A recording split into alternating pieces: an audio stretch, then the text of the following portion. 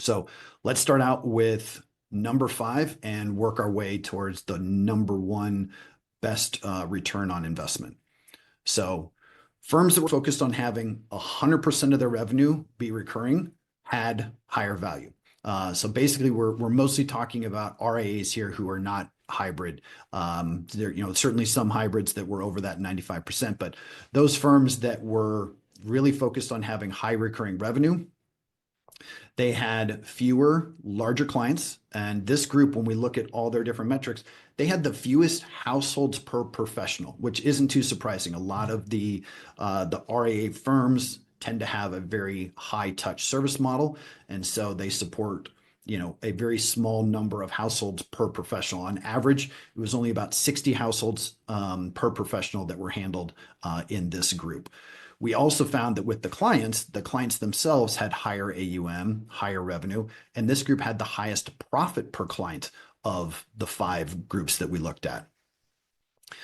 They did have above average technology and payroll spending, and that's not surprising because they had some of the most affluent clients, and there did need to be some investment in technology and in paying their people well in order to support those clients. Now, there's some trade-offs with this group too. So we did find that they underspent on marketing compared to even the median advisory firm out there. And they had the lowest net new client growth rate of just 5%, which is also below the overall median.